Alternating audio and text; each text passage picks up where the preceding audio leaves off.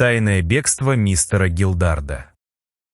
Многих удивляло, что за всю обширную и напряженную практику Мартина Хьюита дела, связанные с супружескими тайнами, встречались у него сравнительно редко. Нельзя сказать, что подобных расследований не было вовсе. Некоторые из них оказывались серьезными, запутанными и в конечном счете приводили к весьма неожиданным последствиям. Однако большинство клиентов являлись к нему не с настоящими доказательствами, а лишь с беспочвенной ревностью, смутными подозрениями и фантазиями, которые сами постепенно начинали принимать за установленную истину. В таких случаях Хьюит неизменно отказывался начинать слежку и советовал супругам прежде всего откровенно поговорить друг с другом, проявить терпение и попытаться вернуть утраченное взаимное доверие. Обычные частные сыскные конторы, напротив, охотно принимали подобные заказы, поскольку взволнованный клиент исправно платил и за первоначальные консультации, и за продолжительное наблюдение, которое порой не приносило никаких существенных результатов. Газеты не раз сообщали, что некоторые особенно беспринципные агенты были готовы не только обнаружить измену, если она действительно имела место, но и целиком выдумать ее по желанию заказчика. Сам Хьюит испытывал глубокое отвращение к грязной стороне семейных конфликтов и старался не вмешиваться в них без действительно серьезных оснований. Работы у него всегда было значительно больше, чем он мог принять, поэтому он без сожаления отказывался от поручений, которые не вызывали у него интереса или казались недостойными настоящего расследования. И все же супружеские дела время от времени появлялись в его практике, причем некоторые из них начинались вовсе не с пустой ревности, а с по-настоящему тревожных обстоятельств, которые невозможно было оставить без внимания. Одним из таких расследований стало дело мистера и миссис Гилдард, которое мне довелось наблюдать от самого начала и вплоть до неожиданной развязки. В то время газета, где я работал, перешла к новому владельцу, и мне предоставили несколько недель отдыха, пока окончательно завершались все организационные перемены. Уехать из Лондона я не мог, поскольку в редакции могли вызвать меня в любую минуту, поэтому я решил провести неожиданно появившееся свободное время с пользой. Почти каждый день я сидел в кабинете Хьюита, наблюдал за его работой и временами помогал ему в качестве добровольного помощника. За эти недели я увидел повседневную сторону его профессии гораздо ближе, чем прежде, и присутствовал при нескольких важных разговорах с клиентами. Некоторые из этих бесед впоследствии привели к весьма необычным расследованиям, но только одно дело я успел проследить от первого визита посетителя до самого конца. Именно таким делом и стала история четы Гилдард. Однажды Хьюит вышел из конторы на несколько минут, а я остался один в его личном кабинете и просматривал лежавшие на столе газеты. Вскоре из приемной донесся громкий женский голос, в котором раздражение, тревога и нетерпение звучали с одинаковой силой. Посетительница требовала немедленно позвать мистера Хьюита, постоянно перебивала клерка и явно не собиралась спокойно ждать его возвращения. Через минуту в кабинет вошел Кирет и сообщил, что некая миссис Гилдард желает срочно обсудить дело, которое, по ее словам, совершенно не терпит промедления. На карточке посетителя она указала свое имя и, не застав Хьюита на месте, согласилась поговорить со мной, хотя сделала это без особого удовольствия. Кирет самовольно представил меня доверенным помощником сыщика, а затем с виноватым видом принялся объяснять причину своего поступка. «Простите, мистер Бретт, но эта леди чрезвычайно взволнована и едва способна спокойно объяснить, что именно произошло. Я подумал, что будет лучше позволить ей начать рассказ сейчас, пока она еще в состоянии говорить и не окончательно потеряла терпение. К возвращению мистера Хьюита она, возможно, немного успокоится, приведет мысли в порядок и сможет излагать обстоятельства хотя бы относительно связно». Я не стал возражать против решения Киретта, и тот немедленно пригласил посетительницу войти в кабинет. Миссис Гилдард оказалась высокой, костлявой женщиной с суровым лицом и тяжелым непреклонным взглядом, словно она уже давно вынесла кому-то окончательный приговор и теперь явилась лишь для того, чтобы добиться его исполнения. Едва переступив порог, она сразу заговорила, не потратив времени ни на приветствие, ни на попытку внимательно рассмотреть или оценить человека, с которым ей предстояло обсуждать свое дело. Я пришла потребовать, чтобы за моим мужем немедленно установили постоянную слежку и, наконец, выяснили, чем он занимается за моей спиной. Я слишком долго терпела его подозрительное поведение, пыталась сохранять спокойствие и молчала, но теперь больше не намерена закрывать глаза на происходящее. Каждое утро он уходит из дома якобы по делам, хотя его контора затем остается запертой весь день, а сам он исчезает неизвестно куда и не считает нужным ничего мне объяснять. Я хотела поговорить лично с мистером Хьюитом и изложить все обстоятельства непосредственно ему, но раз уж его сейчас нет на месте, пока придется объяснить все вам. Она опустилась на край кресла, но напряженная спина и крепко сцепленные пальцы показывали, что ждать спокойно она не собирается. Однако предупреждаю вас сразу, я намерена докопаться до истины, получить самый лучший совет и выяснить все до конца, чего бы мне это ни стоило. Я всего лишь женщина, оставшаяся в таком положении совершенно одна. Мне некому довериться, ни у кого попросить помощи и некому сказать за меня хотя бы одно слово. Но я не позволю раздавить себя, словно беспомощную муху, и заставить безропотно терпеть происходящее. Мой муж очень скоро поймет, что я больше не собираюсь сидеть сложа руки, пока он занимается неизвестно чем за моей спиной и считает, будто может бесконечно скрывать от меня правду. Воспользовавшись короткой паузой, я предложил миссис Гилдард присесть и сообщил, что Хьюит должен вернуться через несколько минут. «Хорошо, я подожду возвращения мистера Хьюита и поговорю с ним лично, раз уж именно к нему я пришла со своим делом. Но вы ведь тоже имеете отношение к расследованиям и слежке, а значит, должны понимать, чего именно я добиваюсь и почему не намерена отступать. Я совершенно уверена в своей правоте и намерена выяснить все до конца, независимо от того, насколько неприятной, болезненной или унизительной окажется правда». Миссис Гилдард подалась вперед и пристально посмотрела на меня, словно требовала немедленно признать справедливость каждого ее подозрения. «Неужели я должна оставаться в полном неведении о том, чем мой муж занимается целыми днями, когда якобы находится на работе? Разве хоть одна женщина в здравом уме согласилась бы покорно терпеть подобное обращение и делать вид, будто ничего не происходит?» Я ответил, что это действительно кажется крайне маловероятным.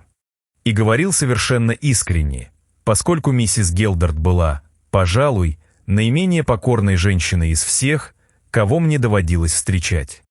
Разумеется, я не собираюсь и дальше терпеть подобное обращение и делать вид, будто ничего подозрительного не происходит. Где-то явно творятся весьма сомнительные вещи, его контора остается запертой, сам он целыми днями неизвестно где, а дело тем временем постепенно катится к полному разорению. Поэтому я хочу, чтобы уже завтра утром вы установили за ним слежку, проследили весь его путь, выяснили каждый его шаг и затем подробно сообщили мне обо всем, что увидите». Она загнула один палец, затем другой, уже мысленно распределяя между нами место для наблюдения и не допуская возможности отказа. «Вчера утром я пыталась проследить за ним самостоятельно, а сегодня снова повторила попытку, но возле своей конторы он каким-то образом исчез у меня из виду. В здании есть 2 лестницы, и я почти уверена, что он пользуется задней, пока я караулю возле главного выхода и напрасно жду его появления. Одновременно следить за обеими лестницами я не могу, поэтому завтра вы займете одну из них, а я встану у другой. Тогда он уже не сумеет незаметно ускользнуть, и мы, наконец, выясним, куда он отправляется после того, как входит в свою контору». К счастью, именно в эту минуту дверь открылась и вошел Хьюит, положив конец стремительному потоку подозрений нашей посетительницы. Я поднялся, представил их друг другу и коротко объяснил, что миссис Гилдард желает установить наблюдение за собственным мужем. Она требовала выяснить, куда он отправляется из своей конторы и чем занимается в течение дня, скрывая все происходящее от супруги.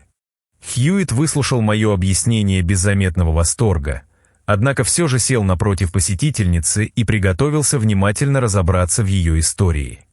Решив, что мое присутствие больше не требуется, я поднялся и уже направился к двери, но Хьюитт остановил меня спокойным жестом. «Останьтесь здесь, Брэд, поскольку у нас вскоре назначена встреча, а до ее начала вы вполне можете присутствовать при этом разговоре». Упомянутая Хьюиттом встреча была всего лишь совместным обедом, и я понял, что он оставил меня здесь, желая ограничить время этой грозной посетительницы. Миссис Гелдард повторила ему почти слово в слово все, что уже успела рассказать мне, сохранив тот же напор, раздражение и полное отсутствие ясности. Дождавшись первой возможности вставить хотя бы несколько слов, Хьюитт поднял руку, мягко, но решительно останавливая очередной поток возмущенных обвинений. «Будьте добры, миссис Гелдард, изложите кратко и определенно, какие доказательства или хотя бы признаки недостойного поведения мужа у вас имеются. И постарайтесь также объяснить, какое именно дело вы предлагаете мне расследовать, поскольку пока я слышу лишь подозрения, но не вижу фактов». Какое еще дело вы хотите от меня услышать, если я уже подробно все рассказала? Неужели из моих слов до сих пор непонятно, что этот человек намеренно что-то от меня скрывает и уже давно ведет за моей спиной какую-то тайную жизнь? После этого миссис Гелдард снова принялась перечислять свои беды, столь же неопределенно, но с еще большей уверенностью в собственной правоте. Она вновь заявила, что намерена получить лучшую помощь и самый надежный совет, именно поэтому и обратилась к Мартину Хьюитту. Наконец Хьюитт дождался, когда ее голос ослабнет, и с невозмутимой точностью свел весь рассказ к нескольким понятным обстоятельствам.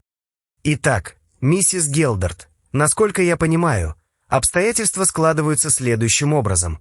Ваш муж занимается посредничеством и выполняет различные торговые поручения, а его контора находится в Сити.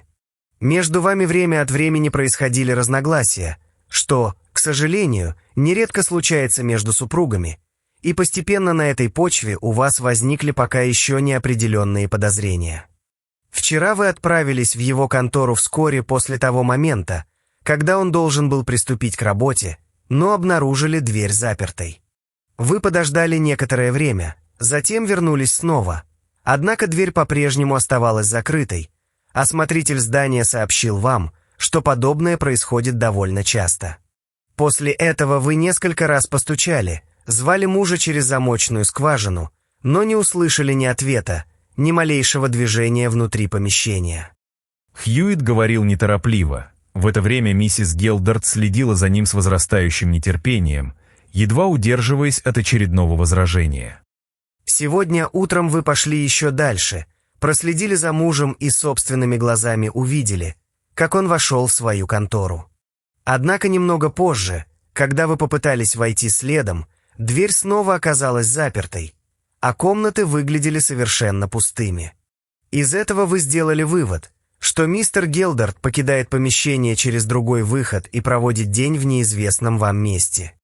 Он на мгновение замолчал, словно отделяя установленные обстоятельства от выводов, которые посетительница уже успела превратить в обвинительный приговор. «Теперь вы хотите, чтобы я установил за ним наблюдение, проследил весь его путь и представил вам подробный отчет обо всех его действиях?» Да, разумеется, именно это я и пыталась объяснить вам с самого начала, хотя по какой-то причине мне приходится снова и снова повторять одно и то же. «Боюсь, мои нынешние обязательства не позволят мне заняться подобным наблюдением, даже если оставить в стороне остальные обстоятельства вашего обращения. Откровенно говоря, простая слежка за мужем или женой – не та работа, за которую я охотно берусь без серьезной причины. Я могу согласиться на нее лишь тогда, когда наблюдение становится необходимой частью ясного, конкретного и действительно важного расследования». Миссис Гелдард резко выпрямилась, однако Хьюитт поднял ладонь и спокойно продолжил, не позволяя ей снова перехватить разговор. «Но позвольте дать вам совет не как сыщику, а как человеку, достаточно повидавшему семейные конфликты и последствия необдуманных подозрений. Зачем обращаться к посторонним людям, если ваши опасения пока основаны лишь на молчании мужа и запертой двери его конторы? Подобное недоверие само по себе разрушительно, а когда в семейную ссору вмешиваются сыщики, мирное решение становится почти невозможным. Его лицо оставалось невозмутимым, но взгляд стал мягче. Теперь он пытался не отказать клиентке, а предостеречь ее. Почему бы вам не поговорить с мужем прямо и открыто, вместо того, чтобы тайно следить за ним по улицам Лондона? Спросите его, чем он занимался в те дни, когда вы не смогли попасть в контору, и потребуйте честного объяснения. Вполне возможно, что ответ окажется простым, невинным и настолько очевидным, что все ваши подозрения рассеются за несколько минут. Миссис Гелдард выпрямилась в кресле, подняла подбородок и посмотрела на Хьюита так, словно услышала не совет, а личное оскорбление. Правильно ли я понимаю, что вы отказываетесь помочь мне и предлагаете вернуться домой, будто ничего подозрительного вообще не происходит? Я вовсе не отказываюсь вам помогать, миссис Гелдард, а напротив, пытаюсь уберечь вас от поспешного шага, о котором впоследствии вы можете серьезно пожалеть. Лучше скажите, всегда ли ваш муж занимался посредническими делами или прежде у него была другая профессия, требовавшая более специальных знаний и подготовки? Когда-то он был инженером-механиком, но клиентов у него почти не было, заработка это не приносило, и профессию пришлось оставить. Вот видите, уже появляется вполне разумное объяснение, которое стоит рассмотреть прежде, чем подозревать мужа в каких-либо тайных похождениях. Разве невозможно, что человек с инженерной подготовкой вновь заинтересовался прежним ремеслом и теперь работает над каким-нибудь новым изобретением? В таком случае он вполне мог запереться в конторе, чтобы спокойно обдумывать идею и не допускать посторонних к своим чертежам. Хьюит слегка развел руками, предлагая это объяснение не как готовую разгадку, а как возможность, которую еще не следовало отвергать. Он мог намеренно не отвечать на стук, опасаясь, что случайный посетитель увидит его чертежи или узнает о замысле раньше времени. Есть ли у вашего мужа клерк, секретарь или хотя бы мальчик на посылках, который мог бы находиться в конторе вместе с ним? Нет, с тех пор, как он оставил инженерное дело, никакого помощника у него не было, и всю работу он ведет один. Что ж, миссис Гелдард, к сожалению, больше времени у меня сейчас нет, но я настоятельно прошу вас последовать моему совету. Поговорите с мужем открыто и добейтесь взаимного понимания как можно скорее, прежде чем подозрения окончательно разрушат ваши отношения. Миссис Гелдард сжала губы и отвела взгляд, уже одним этим показывая, насколько мало ей понравился совет Хьюита. В Лондоне достаточно частных контор, готовых следить за кем угодно, не задавая вопросов и думая исключительно о гонораре. Я не возьму с вас платы за эту встречу, но прошу взамен проявить к мужу ту же откровенность, которой требуете от него. Миссис Гелдард явно осталась недовольна, хотя отказ Хьюита от гонорара несколько смягчил ее раздражение и удержал от новой вспышки. Она поднялась, поправила перчатки и направилась к двери, продолжая уверять нас, что Хьюит совершенно не понимает, с каким человеком она живет. Вы просто не знаете моего мужа, но так или иначе, добровольно или нет, он все равно объяснит мне, куда исчезает каждый день. С этими словами она покинула кабинет, оставив после себя тяжелое молчание и ощущение, что семейный разговор едва ли завершится спокойно. «Пойдемте обедать, хотя, боюсь, моя догадка о том, чем мистер Гелдард занимается в запертой конторе, была не особенно убедительной. Но в ту минуту это оказалось самым безобидным объяснением, какое я сумел придумать, а главное было хоть немного успокоить нашу посетительницу. Когда между супругами уже возникло подобное недоверие, подливать масло в огонь совершенно бессмысленно и чаще всего попросту опасно. Я спросил Хьюита, как он думает, что на самом деле происходит между супругами и можно ли хотя бы приблизительно понять причину всей этой странной истории. В ответ он поднял брови, медленно покачал головой и на мгновение задумался, словно перебирая одно за другим все возможные объяснения. Однако ни одно из них пока не казалось ему достаточно надежным. Сейчас невозможно сказать что-либо определенное, Поскольку миссис Гелдард производит впечатление вспыльчивой, ревнивой и чрезвычайно самоуверенной женщины. После одного разговора трудно понять, сколько в ее подозрениях основано на реальных наблюдениях, а сколько выросло из догадок, раздражения и собственных фантазий. Я сомневаюсь, что она последует моему совету, ведь она слишком долго разжигала в себе обиду, и теперь та неизбежно где-нибудь прорвется. Однако прямо сейчас нас должен занимать обед, поэтому пойдемте, пока миссис Гелдард не решила вернуться и продолжить разговор. Следующий день я провел у приятеля, жившего неподалеку от Лондона, и потому не появлялся в конторе Хьюита до следующего утра. Когда я пришел примерно в то же время, Хьюит сообщил, что накануне миссис Гелдард снова нанесла ему визит. Да, она все-таки последовала моему совету, но сделала это по-своему и выбрала, пожалуй, самый неразумный способ из всех возможных. Предлагая ей откровенно поговорить с мужем, я имел в виду спокойный и честный разговор, а вовсе не нападение с обвинениями и угрозами. Вместо этого она, образно говоря, вцепилась ему в горло и обрушила на него всю горечь, накопившуюся за последние недели. Последствия оказались вполне предсказуемыми. Поскольку между супругами разразился скандал, муж ответил грубостью, а жена немедленно пригрозила разводом. Хьюит устало провел пальцами по краю стола, будто заново переживал последствия совета, который был понят совершенно превратно. Тогда мистер Гелдард заявил, что вообще покинет Англию, если в собственном доме ему не дают ни минуты покоя. После этого миссис Гелдард снова явилась сюда и потребовала, чтобы я немедленно установил за ним постоянное наблюдение. Мне пришлось вновь отказать, за что я сам получил весьма внушительную порцию оскорблений и обвинений в мужской солидарности. Кажется, она всерьез решила, будто я каким-то образом состою в тайном сговоре с ее мужем и намеренно его прикрываю. На губах Хьюита появилась короткая ироничная улыбка, но исчезла прежде, чем он продолжил рассказ. В конце концов, я пообещал заняться делом, если появится хотя бы одно реальное обстоятельство, требующее расследования.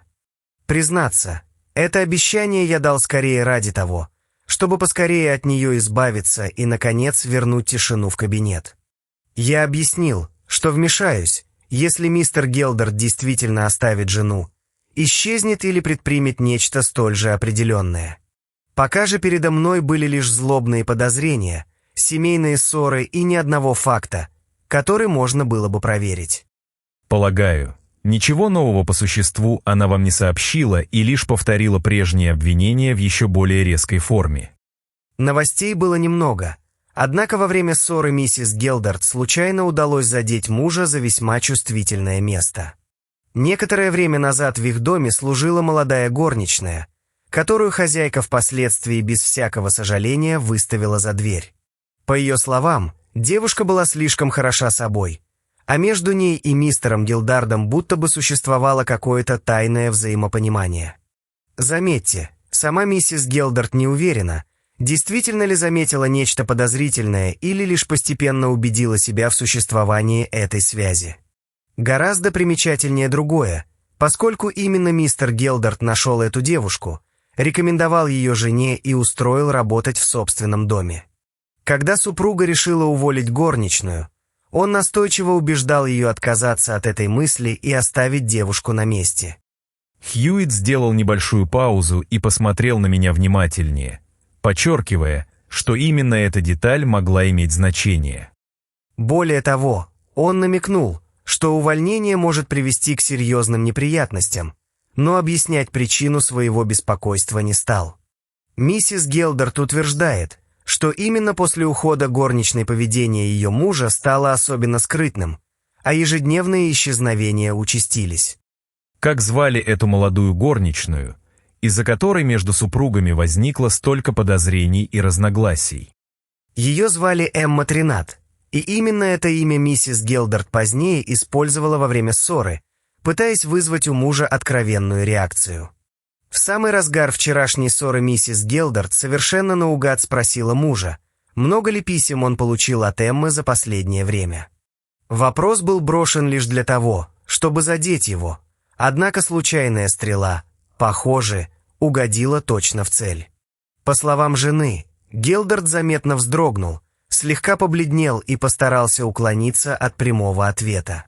После этого он уже держался гораздо менее уверенно и несколько раз пытался выяснить, что именно известно жене о предполагаемой переписке.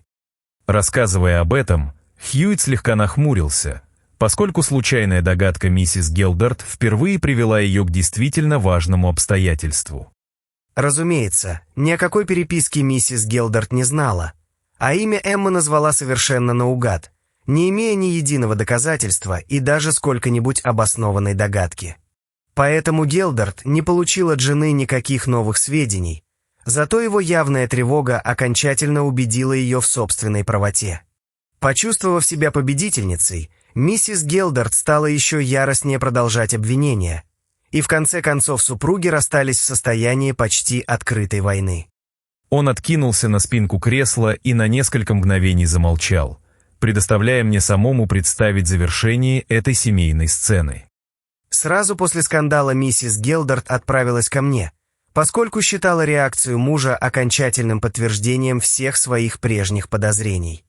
По ее мнению, одного побледневшего лица было вполне достаточно, чтобы я немедленно принялся за дело и ради нее отложил все остальные расследования. Когда я вновь отказался, она продемонстрировала мне небольшой образец той риторики, которой, вероятно, ежедневно одаривает мистера Гилдарда. Сначала заявила, что обратилась ко мне лишь потому, что рассчитывала получить лучшую помощь, но теперь серьезно сомневается в моей репутации. Затем добавила, что все мужчины одинаковы, всегда покрывают друг друга и совершенно не способны понять страдания честной женщины. Полагаю, мое спокойствие разозлило ее еще сильнее, поскольку на каждое обвинение я отвечал вежливо и ни разу не повысил голоса. На этот раз она ушла, даже не вспомнив о плате за консультацию, не для того, чтобы предложить ее, не для того, чтобы возмутиться ее размером. Я рассмеялся и предположил, что после этого миссис Гилдард наверняка отправилась к какому-нибудь сыщику, готовому следить за мужем, пока ей хватает денег. Вполне возможно, хотя я все же не думаю, что ее угрозы приведут к чему-либо действительно серьезному. Однако на этот раз мы оба ошиблись, поскольку дальнейшие события оказались куда серьезнее и неожиданнее, чем кто-либо из нас мог предположить. Хьюитт взял шляпу, и мы направились к лестнице, собираясь наконец покинуть контору и заняться давно отложенным обедом.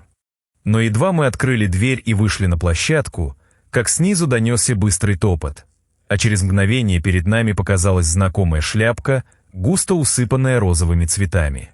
Миссис Гилдард поднималась по лестнице почти бегом. Она была охвачена тревогой и яростью, однако на ее лице странным образом читалось торжество. Так выглядит человек, который явился сообщить о несчастье, но прежде всего желает произнести слова: «Я ведь предупреждала». Узнав посетительницу, Хьюитт тихо и почти трагически застонал, однако отступать было уже слишком поздно. Вот до чего дошло дело, мистер Хьюитт, и все потому, что вы отказались помочь мне, пока еще оставалось время. Я была готова хорошо заплатить, о чем сразу сказала вашему молодому человеку, но вы не пожелали меня слушать. Она остановилась перед Хьюиттом, тяжело опираясь ладонью на край стола, и смотрела на него как на человека, уже признанного виновным. Вы почему-то решили, будто знаете моего мужа и мое положение лучше меня, а теперь ваша медлительность привела именно к тому, чего я боялась. Надеюсь, теперь вы все-таки возьметесь за дело, хотя боюсь, что исправлять положение уже слишком поздно. Но вы до сих пор не сказали самого главного и не объяснили, что именно произошло и что заставило вас так поспешно вернуться. Миссис Гилдард издала пронзительный смешок, в котором не было ни веселья, ни удивления, и мгновенно перебила Хьюитта. Вы спрашиваете, что произошло, хотя после всего, что я повторяла вам снова и снова, ответ должен быть совершенно очевиден. Мой драгоценный супруг исчез, бросил меня и уехал неизвестно куда, не оставив после себя ни письма, ни единого объяснения. На мгновение торжество исчезло с ее лица, уступив место настоящей тревоге, но уже в следующую секунду подбородок снова вызывающе поднялся. «Вот что произошло, мистер Хьюитт, и теперь вам придется сдержать данное мне обещание. Вы сами сказали, что займетесь этим делом, если мой муж совершит нечто подобное, поэтому я пришла узнать, намерены ли вы отвечать за свои слова. Хотя теперь от вашего расследования, вероятно, уже не будет никакой пользы, потому что мой муж успел скрыться, а вместе с ним исчезла и последняя возможность получить от него прямые ответы». Нам пришлось вернуться в кабинет, где миссис Гелдард наконец изложила обстоятельства исчезновения своего мужа. Если отбросить повторения, обвинения, догадки и множество совершенно посторонних замечаний, ее рассказ сводился к следующему. После скандала мистер Гелдард, как обычно, отправился на работу, однако с тех пор никто его больше не видел и ничего о нем не слышал. Накануне, выйдя от Хьюитта, миссис Гелдард сразу направилась в контору мужа и снова обнаружила дверь запертой. Она вернулась домой и стала ждать, но мистер Гелдард не появился ни к ужину, ни поздним вечером, ни ночью. Утром жена вновь отправилась в контору и, найдя ее все еще закрытой, сообщила смотрителю здания об исчезновении мужа. Она потребовала, чтобы тот принес свой ключ, немедленно открыл помещение и позволил ей лично осмотреть каждую комнату. В конторе никого не оказалось, однако на полке шкафа миссис Гелдард обнаружила аккуратно сложенный костюм мужа. Это была именно та одежда, в которой он покинул дом утром предыдущего дня и, по всей видимости, вошел в свою контору. В корзине для бумаг она также нашла обрывки 2 или 3 конвертов, адресованных мистеру Гелдарду знакомым женским почерком. Миссис Гелдард собрала их и принесла с собой, чтобы Хьюитт убедился, что все конверты были подписаны рукой Эммы Тринат. Среди них сохранился маленький клочок одного письма, на котором виднелась часть подписи Эмма и несколько крестиков под ней. Такими крестиками в личной переписке обычно обозначали поцелуи, и для миссис Гелдард они стали окончательным доказательством измены. Хьюитт бегло осмотрел находки, разложил обрывки на столе и затем поднял взгляд на свою возбужденную посетительницу. «Скажите, миссис Гелдард, есть ли у вас с собой фотография вашего мужа, по которой его можно было бы безошибочно опознать?» Она немедленно достала не только фотографию мистера Гелдарда, но и портрет Эммы Тринат, который, по ее словам, принадлежал кухарке. Хьюитт похвалил предусмотрительность посетительницы, хотя по выражению его лица трудно было понять, насколько убедительными и полезными он считал принесенные ею доказательства. «Что ж, теперь нам следует осмотреть контору мистера Гелдарда и, разумеется, после его исчезновения я принимаю дело и постараюсь найти его». Хьюитт едва заметно посмотрел в мою сторону, словно спрашивая, желаю ли я сопровождать его при первом осмотре. Я ответил кивком, поскольку история, наконец, вышла за пределы обычной супружеской ссоры и начинала приобретать действительно любопытный оборот. По дороге миссис Гелдард почти не умолкала, но я опущу большую часть ее речей, состоявших из повторений и утомительных обвинений. Контора мистера Гелдарда располагалась на 3-м этаже большого здания на Финсбери-Пейвмент, и смотритель без возражений впустил нас внутрь. Помещение состояло из 2 небольших комнат, причем задняя была особенно тесной и походила скорее на кладовую, чем на деловой кабинет. В дальней стене находилась маленькая запертая дверь, на которую Хьюитт обратил внимание сразу после короткого осмотра комнаты. «Скажите, куда ведет эта дверь и какое помещение находится за ней?»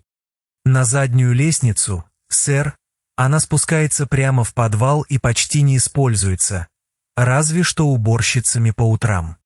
«Предположим, я спущусь по этой лестнице, но могу ли я беспрепятственно выйти из здания и оказаться на улице?» Без всяких затруднений, сэр, хотя для возвращения на Финсбери-Пейвмент придется немного обойти здание. Зато из подвала есть другой проход, который выводит прямо на Мурфилдс с противоположной стороны дома. Когда смотритель вышел, миссис Гелдарт указала на шкаф, где по-прежнему лежал аккуратно сложенный костюм ее мужа. Вот каким путем он каждый день покидал здание, пока я напрасно ждала его возле главного входа, и теперь все становится совершенно ясно. Более того, выходил он отсюда переодетым, ведь иначе незачем было оставлять конторе одежду, в которой он утром приходил из дома. Очевидно, он стыдился своих тайных дел и боялся, что кто-нибудь узнает его на улице.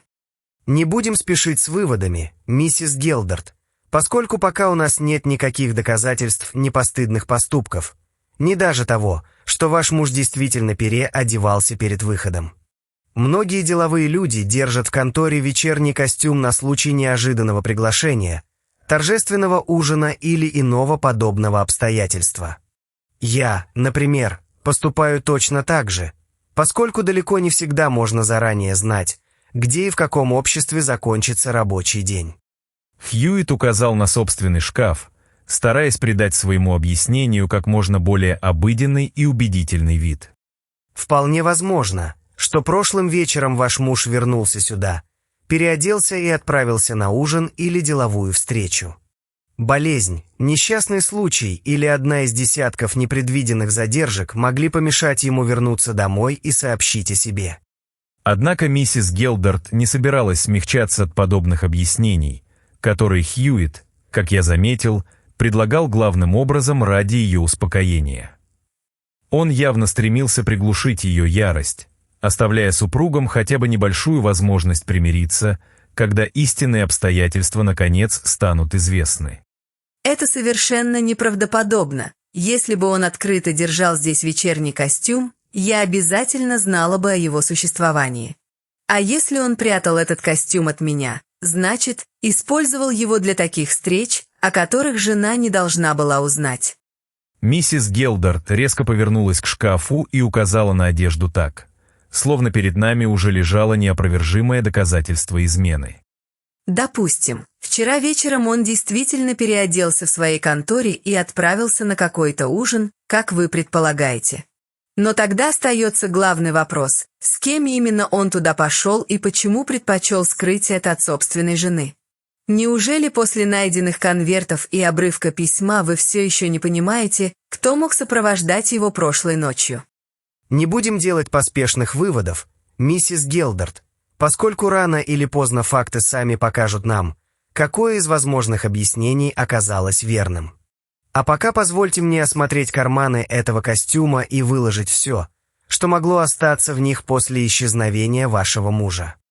Разумеется, хотя ничего важного вы там не найдете. Я тщательно проверила каждый карман еще до того, как отправилась к вам.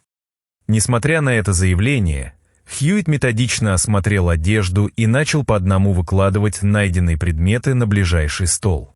Здесь лежит чековая книжка, в которой осталось еще несколько незаполненных чеков. Однако все корешки пусты, и это заметно затруднит проверку последних платежей. Банк указан на обложке. Это лондонский объединенный, поэтому позднее нам придется заглянуть туда и выяснить, в каком состоянии находится счет мистера Гилдарда.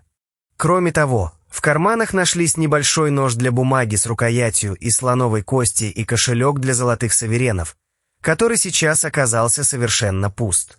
Хьюитт продолжал называть каждую находку и аккуратно раскладывал предметы в ряд, словно составлял опись оставленного имущества. Золотой футляр для карандаша, складная линейка из слоновой кости и визитница из дорогой тисненной кожи. Но здесь нет бумажника, карманного ножа, часов и связки ключей. Обычно ваш муж носил эти вещи при себе. Да, все 4 предмета он постоянно держал в карманах и почти никогда не выходил из дома без них. Спокойная и деловая манера Хьюитта неожиданно подействовала на миссис Гелдарт лучше любых уговоров и заставила ее отвечать кратко и по существу. Давайте начнем с часов и постараемся описать их как можно точнее. Вспомните, из какого металла был сделан корпус, имелась ли цепочка и были ли у часов какие-нибудь заметные особенности. Ничего особенно примечательного в этих часах не было. Раньше он носил золотые часы, но однажды их украли, По крайней мере, именно так он мне объяснил их исчезновение. После этого муж купил самые обычные и довольно дешевые серебряные часы, которые носил без цепочки, просто положив в карман. Теперь перейдем к ключам и постараемся выяснить, какой именно замок они открывали. Скажите, вы можете хотя бы приблизительно вспомнить, сколько ключей находилось в этой связке? Я помню только, что связка была небольшой и состояла всего из нескольких ключей. Некоторые из них подходили к ящикам и секреторам в нашем доме, а остальные, вероятно, открывали двери в этой конторе. Теперь расскажите все, что можете вспомнить о карманном ноже вашего мужа. Если это был самый обычный предмет, он едва ли нас заинтересует, однако любые необычные детали или заметные особенности могут оказаться полезными. Этот нож как раз был совершенно необычным и заметно отличался от тех, что обычно продаются в магазинах. Его подарил мужу приятель-инженер, который специально заказал этот инструмент для него у хорошего мастера. Нож был довольно крупным, с рукоятью из черепахового панциря и серебряной пластинкой, на которой выгравировали инициалы моего мужа. Обычное лезвие там было только одно, все остальные складные части представляли собой маленькие инструменты для инженерной работы. Впервые за все время она говорила без раздражения, сосредоточенно вспоминая устройство необычного ножа. Например, внутри находился небольшой серебряный кранциркуль для точных измерений, который складывался прямо в рукоять.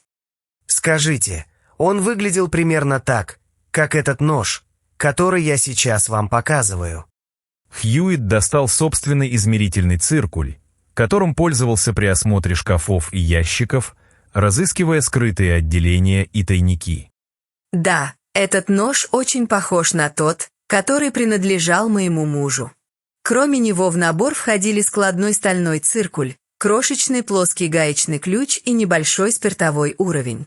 Там имелось еще несколько мелких инструментов, назначение которых я не знала, причем каждый из них был изготовлен чрезвычайно искусно и аккуратно. Муж часто говорил, что подобный набор невозможно было бы заказать дешевле, чем за 5 фунтов. Это весьма любопытная подробность, которая вполне может оказаться полезной для дальнейших поисков. Хьюитт медленно оглядел обе комнаты, внимательно задерживая взгляд на полках, шкафах, столах и свободных местах возле стен. Я не вижу здесь никаких книг, и, разумеется, имею в виду бухгалтерские записи, журналы сделок и деловые счета. Ваш муж непременно должен был вести подобные книги, поскольку без них невозможно управлять даже самым небольшим посредническим делом. Конечно, он должен был вести подобные записи, хотя лично я никогда их не видела. Каждый деловой человек обязан где-то отмечать свои доходы, расходы и поручения клиентов. Она внезапно замолчала, осмотрела пустые полки и словно впервые поняла, что отсутствие книг может оказаться важнее оставленного костюма. Значит, эти книги тоже исчезли, и мне даже странно, что я не подумала об этом сразу, хотя теперь все становится совершенно очевидным. Кому вообще можно доверять, если женщина не способна положиться даже на собственного мужа и вынуждена узнавать правду о его делах от посторонних людей? Однако покрывать его я не намерена, и что бы он ни сделал с деньгами своих клиентов, отвечать за это придется ему самому. Она сжала перчатки в руке и подняла подбородок, словно уже готовилась выступить главным свидетелем обвинения. Слава Богу, у меня достаточно собственных средств, поэтому я не завишу от человека, способного на такую низость. Однако какой это позор для меня, ведь мой муж оказался обыкновенным вором, обманывал своих клиентов, а затем сбежал, прихватив с собой бухгалтерские книги. Ее лицо вспыхнуло негодованием, и каждое новое предположение она принимала уже не за догадку, а за окончательно установленный факт. Когда дело окончательно рухнуло, он решил исчезнуть, надеясь таким образом избежать наказания, но этого я ему не позволю. Он обязательно ответит за все, что сделал, и стоит мне только его найти, как я лично прослежу, чтобы виновный получил по заслугам.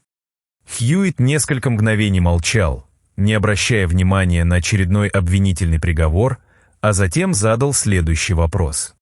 «Скажите, миссис Гелдард, вам знаком хотя бы кто-нибудь из клиентов вашего мужа? Возможно, кто-то из них обращался к нему регулярно или даже бывал у вас дома». Нет, мне не знаком ни один из его клиентов. Я уже объясняла, что муж никогда не рассказывал мне о своих делах и скрывал от меня абсолютно все. Теперь совершенно ясно, почему он так старательно оберегал свои тайны и не позволял жене вмешиваться в его работу. Тогда, вероятно, вы также не знаете, что находилось в этих ящиках письменного стола до исчезновения мистера Гилдарда. Произнося это, Хьюитт легко постучал пальцами по крышке стола и перевел взгляд на ряд небольших запертых и незапертых отделений.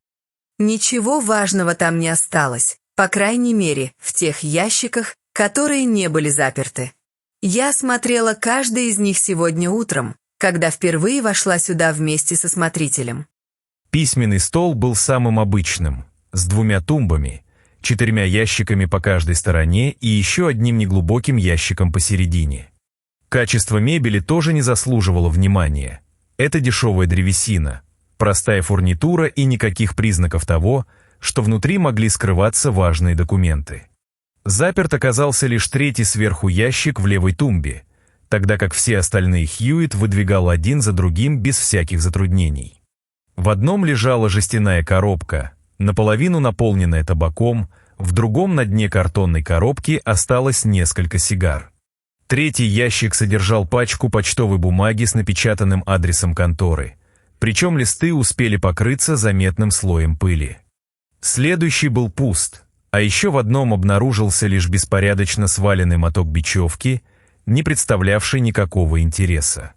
Верхний средний ящик напомнил мне похожий ящик в моей прежней редакции, поскольку был почти полностью занят курительными трубками. Однако мои трубки были преимущественно из верескового корня, тогда как здесь лежали исключительно дешевые глиняные. Для опытного курильщика нет ничего приятнее хорошо обкуренной глиняной трубки, которой уже успел привыкнуть и вкус, и рука. Многие заядлые курильщики держат одну или несколько таких трубок исключительно для себя и никогда не предлагают их даже близким знакомым.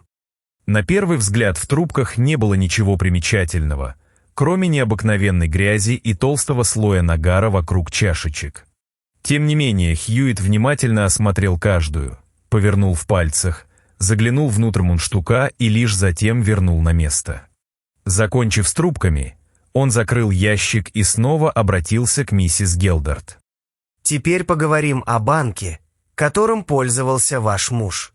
Речь идет о лондонском объединенном, верно? Скажите, миссис Гелдард, вас там знают лично и смогут сразу вспомнить? Да, разумеется, меня там знают достаточно хорошо. Муж разрешил банку оплачивать подписанные мной чеки в пределах определенной суммы, и я часто этим пользовалась.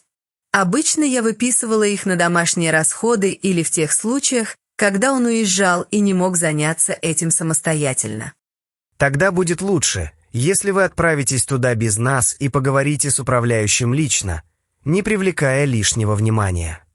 Обычно банки не сообщают посторонним никаких сведений о счетах клиентов, однако в вашем случае они могут сделать небольшое исключение. Вы им знакомы, имеете официальное право выписывать чеки и потому можете рассчитывать хотя бы на осторожный ответ. Нам необходимо выяснить, снял ли ваш муж вчера весь остаток со счета или получил какую-нибудь особенно крупную сумму. Миссис Гелдард внимательно склонилась к Хьюитту.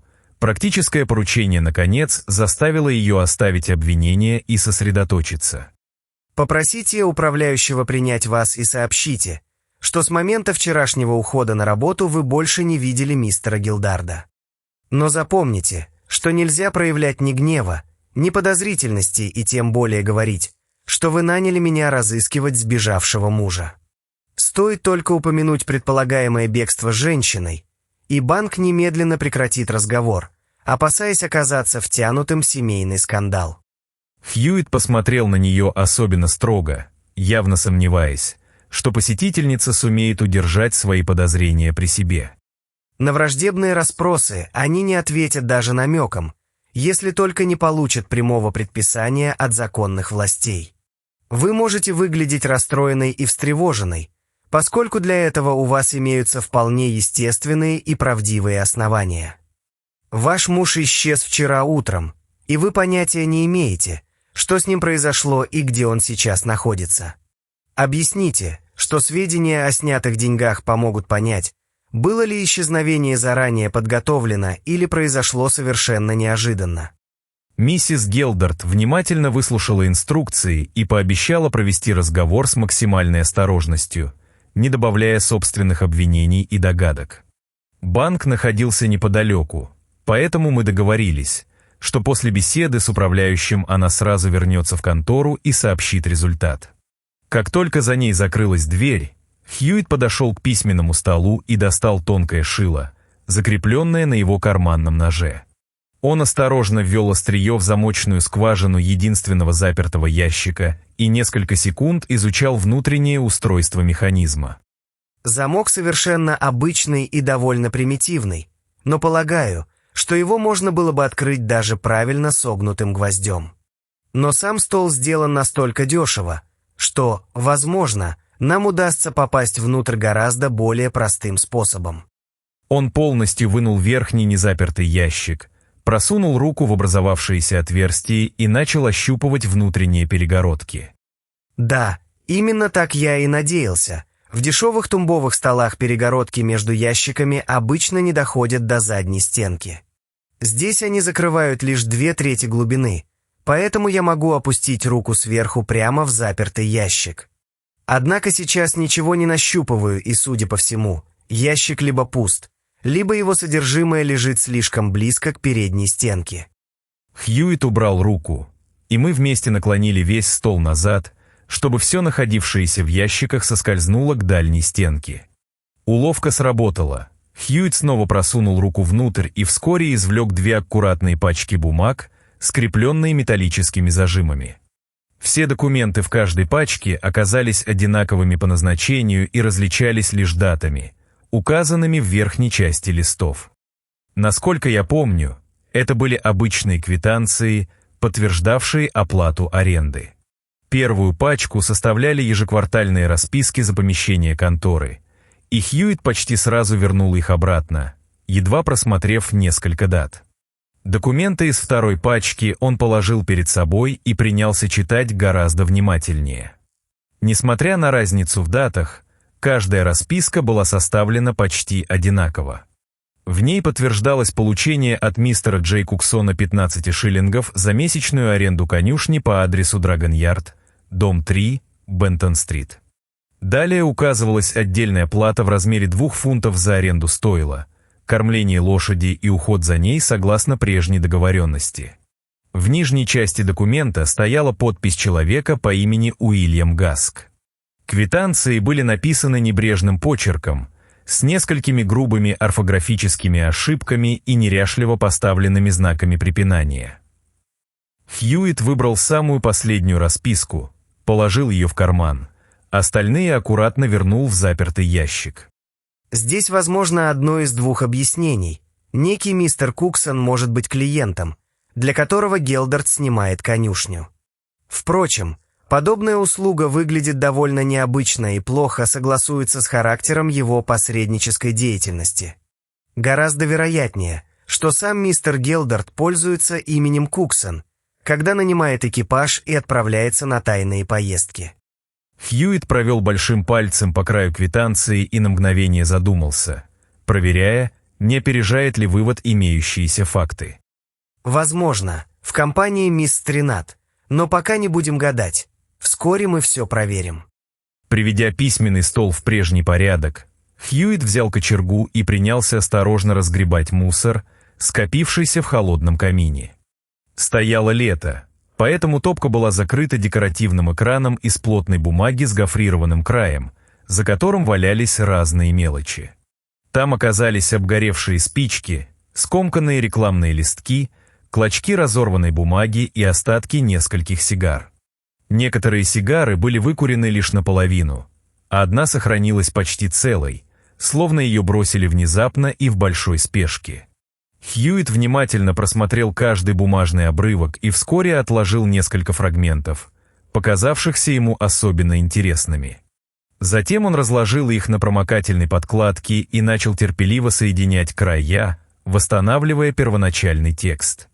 Постепенно отдельные клочки сложились в целую записку, написанную тем же почерком, что и конверты, найденные миссис Гелдард. У меня не оставалось никаких сомнений в том, что эту записку написала именно Эмма Тринат. Подпись сопровождалась рядом крестиков, как и на сохранившемся обрывке другого письма, который принесла миссис Гелдард. Текст записки оказался коротким, странным и на первый взгляд почти бессмысленным. «Дорогой Сэм, пишу тебе во вторник вечером, чтобы напомнить, что завтра день перевозки, поэтому не задерживайся, ведь придут люди за цветами. То, что ты сделал, совсем не помогло, поскольку дым теперь просачивается еще сильнее, и Эф считает, что тебе следует зажечь новую трубку. В противном случае придется на некоторое время совсем прекратить курить, так как дядя уже начинает беспокоиться, твоя Эмма». Под подписью тянулся ряд крестиков, занявший целую строку и почти половину следующей, причем всего Хьюитт насчитал 17. Он долго смотрел на собранные фрагменты, не касаясь их, словно пытался услышать скрытый смысл за самыми обыденными словами. Вот это уже настоящая находка, причем, пожалуй, самое важное из всего, что мы обнаружили в этой конторе. Записка выглядит настолько бессмысленной, что почти наверняка скрывает нечто важное и вполне определенное. Обратите внимание на дату. Она написана во вторник вечером и должна была попасть сюда вчера утром, в среду. Следовательно, мистер Гелдард исчез почти сразу после того, как получил это сообщение.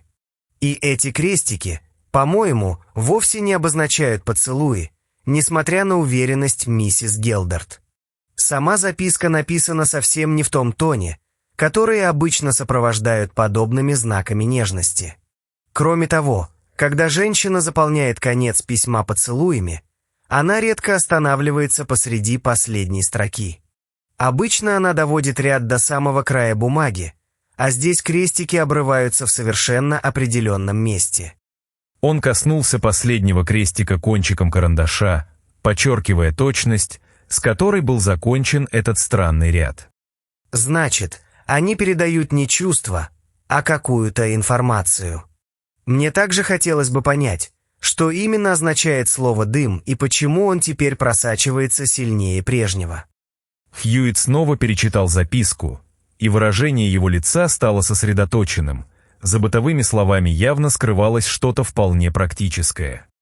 Во всяком случае, увидев эту записку, миссис Гелдард пришла бы к совершенно новым и, вероятно, не менее бурным выводам.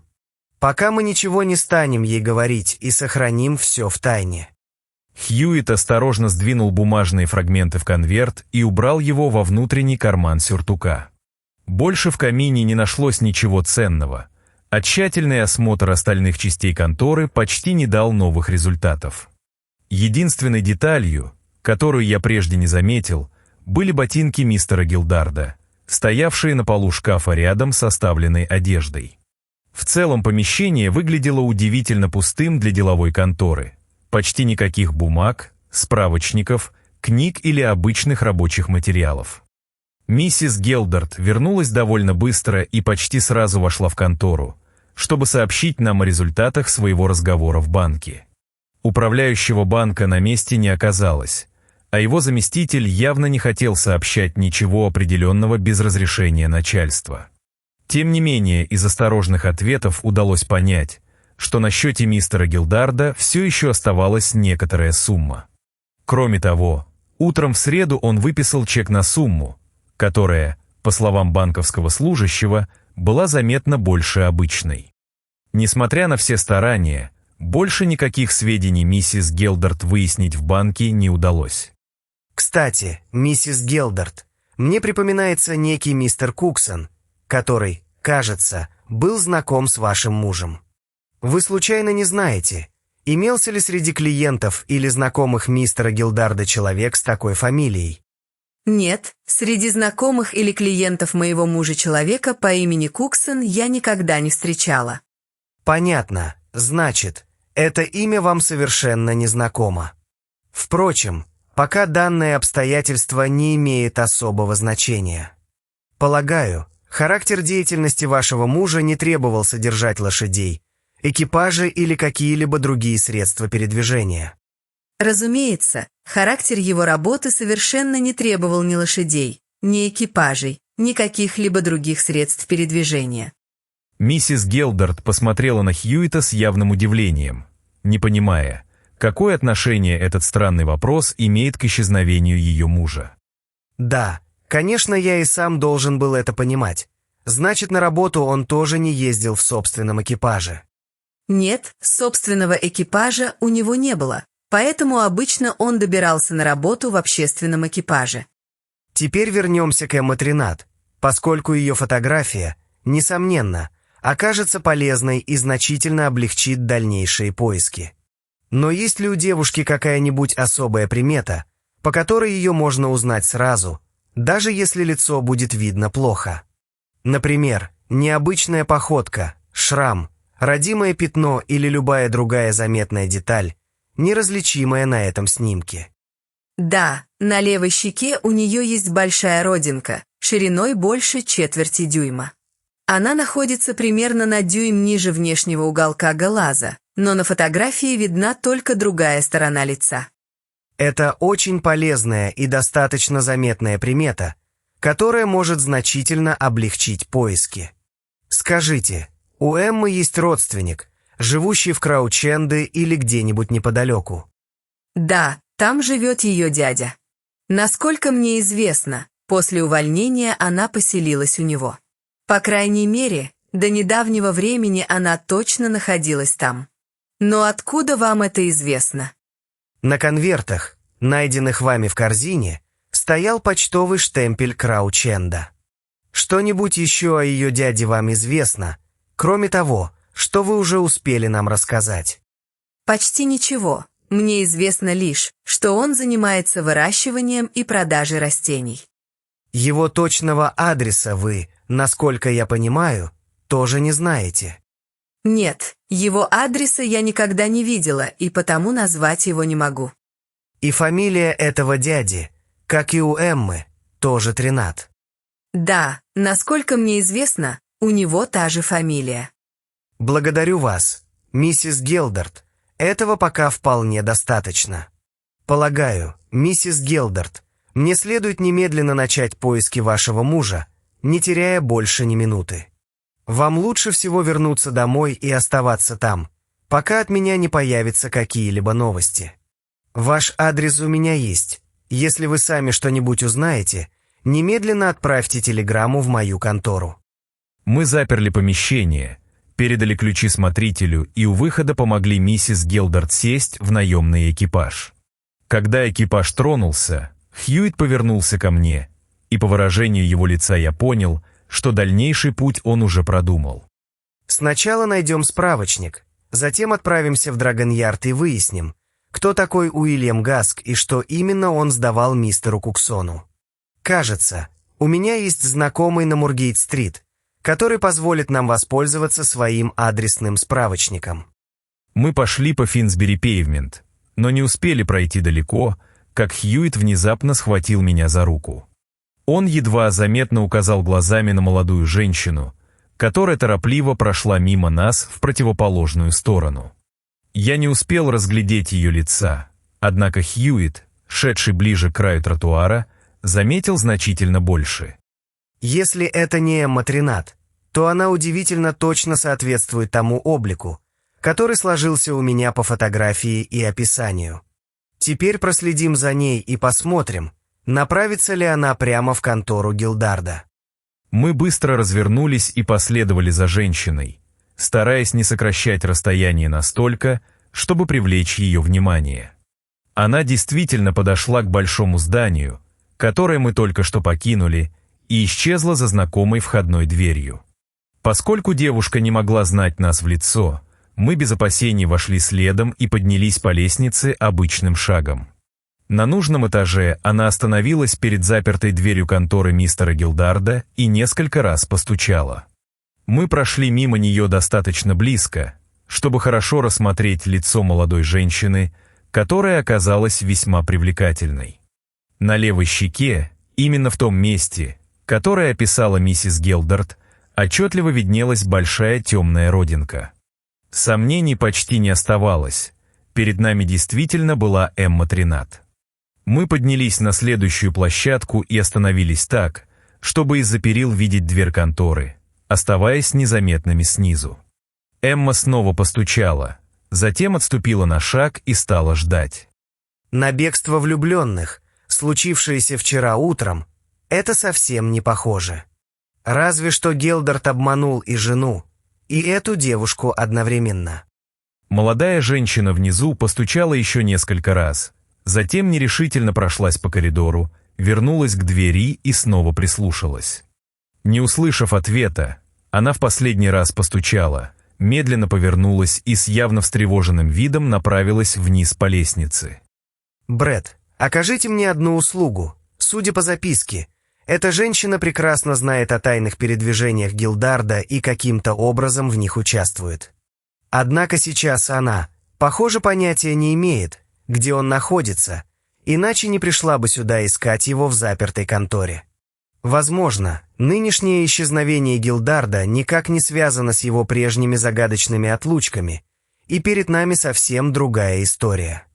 В любом случае за Эммой необходимо проследить, но мне самому предстоит немедленно проверить несколько других направлений. Вы возьмете наблюдение за ней на себя и проследите, куда она направится». Разумеется, я сразу согласился выполнить поручение и продолжить наблюдение за девушкой. Пока мы говорили, мы уже спускались по лестнице, сохраняя достаточное расстояние, чтобы девушка не услышала наших шагов и не обернулась. «Благодарю вас. Не теряйте ее из виду и постарайтесь выяснить, куда она направляется и с кем собирается встретиться. Если обнаружите нечто срочное, отправьте телеграмму на мое имя через инспектора полицейского участка в Краученде. Он хорошо меня знает, и я обязательно зайду к нему на случай, если от вас уже поступит сообщение. Если телеграмму придется отправлять после 5 часов вечера, продублируйте ее также в мою контору. Если девушка вернется в Краученд, где, по всей видимости, живет у дяди, мы, вероятно, встретимся там».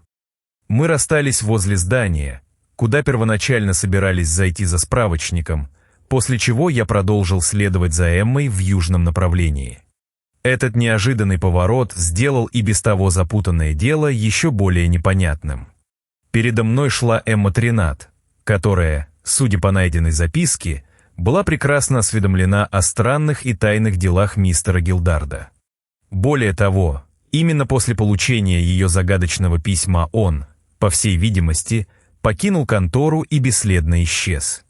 И все же сама Эмма явно не знала, где он находится, и даже не подозревала, что сегодня не застанет его на привычном месте. Сначала я пытался угадать, каким тайным занятием мог промышлять мистер Гилдард, скрывая его не только от знакомых, но и от собственной жены. Мне доводилось слышать о людях, живших во вполне приличных домах, но тайно добывавших средства нищенством или подметанием уличных переходов. Из практики Хьюита я знал и о других случаях. Некоторые обеспеченные жители лондонских предместий в действительности занимались кражами со взломом или изготовлением фальшивых монет. Поэтому я вполне допускал, что секрет Гилдарда мог быть связан с каким-нибудь столь же постыдным или преступным источником дохода. На память пришло и другое расследование Хьюита, о котором я уже рассказывал прежде. Тогда своевременно обнаруженный хлебный фургон и несколько буханок позволили ему сорвать готовившийся взрыв и предотвратить множество смертей. Я даже задумался, не состоял ли Гилдард в тайном обществе анархистов, финиев или других заговорщиков, действовавших под видом добропорядочных горожан. Но теперь перед нами, казалось, возникли сразу две разные загадки, тесно переплетенные между собой. Первая касалась постоянных и необъяснимых исчезновений Гилдарда из конторы, о которых Эмма, несомненно, знала гораздо больше его жены. Вторая заключалась в его внезапном бегстве, которое, судя по поведению девушки, стало неожиданностью даже для нее. Каждая из этих тайн мешала понять другую и превращала самые очевидные догадки в новые вопросы. Что означала необычная записка с ее странными упоминаниями дыма, новой трубки, цветов и беспокоившегося дяди? Почему под подписью стояло ровно 17 крестиков, явно обозначавших не поцелуи, а какое-то зашифрованное сообщение? Имели ли к этому отношение грязные глиняные трубки, тщательно осмотренные Хьюитом, или недокуренные сигары, брошенные за каминный экран? Не исключено, что за всей этой таинственностью скрывалось нечто совершенно безобидное и даже нелепое. Однако, сколько я ни размышлял, связать найденные детали в единую картину не удавалось, и я сосредоточился на порученной слежке. Добравшись до банка, Эмма поднялась в общественный экипаж, следовавший дальше по городу, и заняла место внутри. Я забрался на открытую верхнюю площадку того же общественного экипажа, откуда мог наблюдать за остановками, не рискуя случайно попасться девушке на глаза. Здесь мне придется на время оставить собственные наблюдения и рассказать о действиях Мартина Хьюита, подробности которых я узнал позднее. Сверившись со справочником, он выяснил, что Бентон-стрит отходила от Сити-роуд немного южнее Олд-стрит и находилась совсем неподалеку. Менее чем через 10 минут Хьюит уже добрался до места и без труда отыскал небольшой двор под названием Драгон-Ярд. Это оказался один из самых тесных конюшенных дворов, какие только можно было встретить в той части Лондона. Конюшни занимали лишь правую сторону, причем их было всего 3, а слева тянулась высокая глухая стена большого склада. Над первой и второй конюшнями висела длинная вывеска с надписью «Уильям Гаск. Торговля зерном, сеном и соломой». Ниже был указан адрес его лавки на Олд-стрит, тогда как третья конюшня не имела ни вывески, ни каких-либо других обозначений. Все 3 ворот были плотно закрыты, а во дворе не оказалось ни хозяина, ни работников, ни случайных посетителей. Хьюит сразу подошел к крайней конюшне и начал внимательно осматривать двери, замок, стены и прилегающую часть крыши. Двери были изготовлены необычно добротно, плотно подогнаны и почти не оставляли щелей, через которые можно было бы заглянуть внутрь. Замок тоже оказался надежным, с рычажным механизмом, и вскрыть его обычной отмычкой было бы чрезвычайно трудно.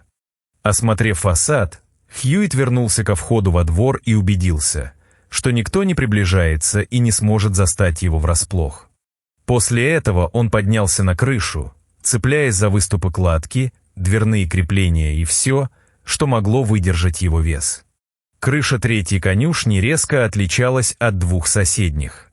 Те были покрыты старой черепицей, не имели окон и, по-видимому, освещались только через широко распахнутые ворота.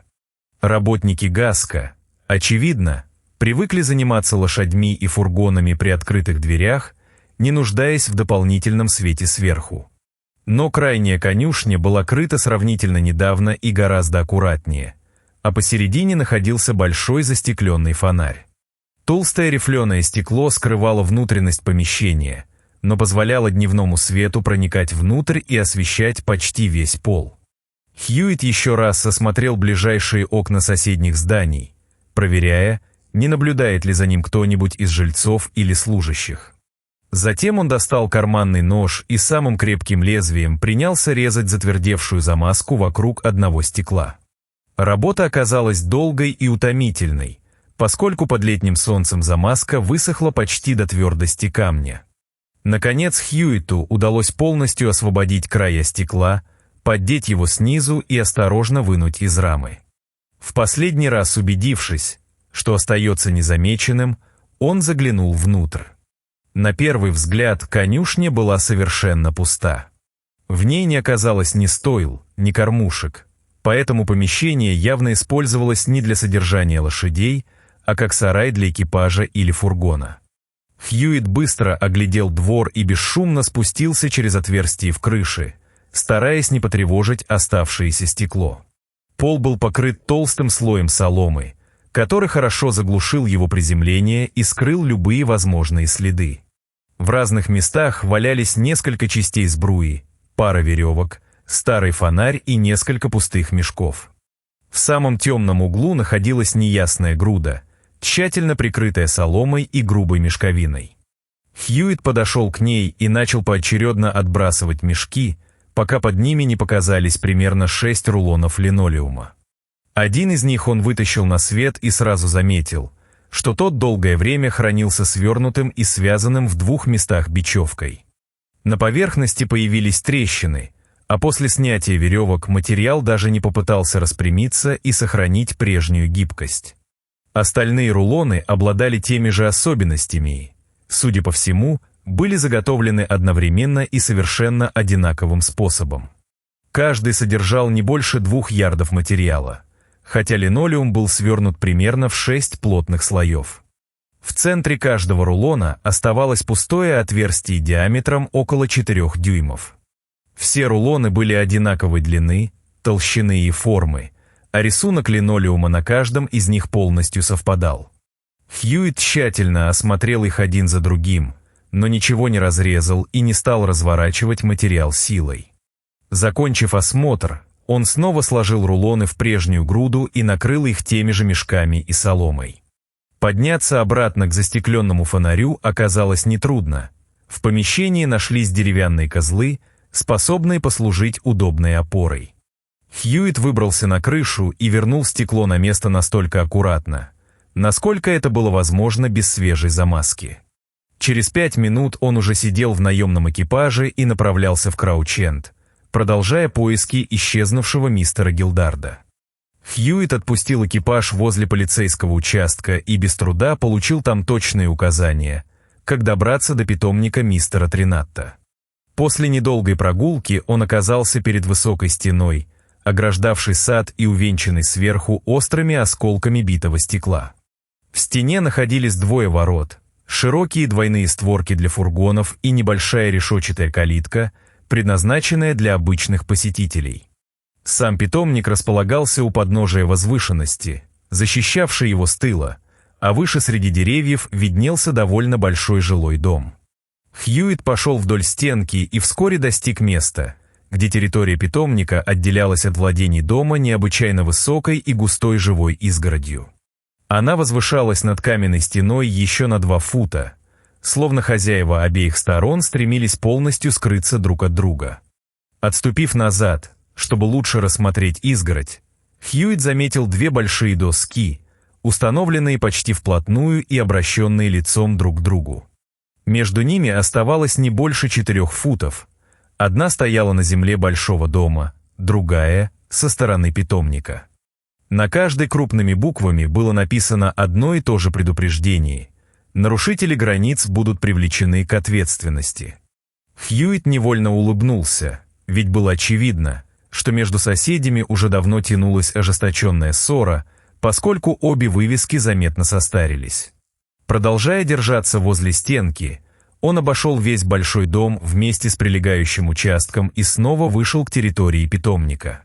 Неподалеку от широких ворот над стеной виднелась верхняя часть небольшого коттеджа, очевидно служившего жилищем владельца садового хозяйства. На фасаде здания висела заметная вывеска с надписью «Г. М. Тринатт, садовод и владелец питомника». Большой дом и питомник стояли совершенно отдельно от соседних строений, не примыкая ни к другим садам, ни к жилым участкам. По расположению границ можно было предположить, что когда-то территория питомника составляла часть владений большого дома, но позднее была отделена.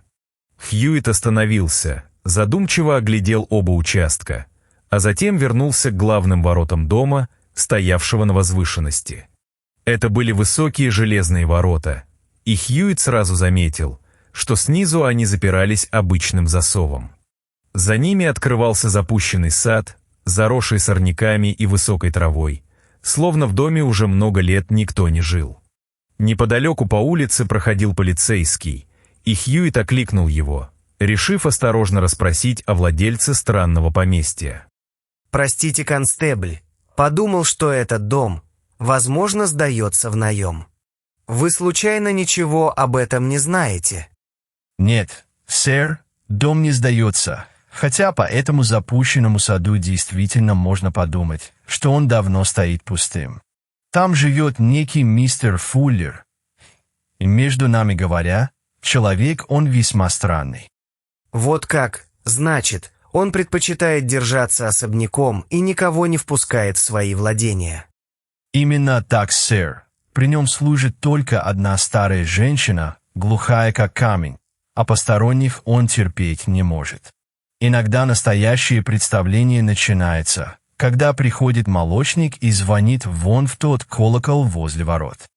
Полицейский оживился и указал на ворота, явно довольный возможностью рассказать о странностях обитателей дома.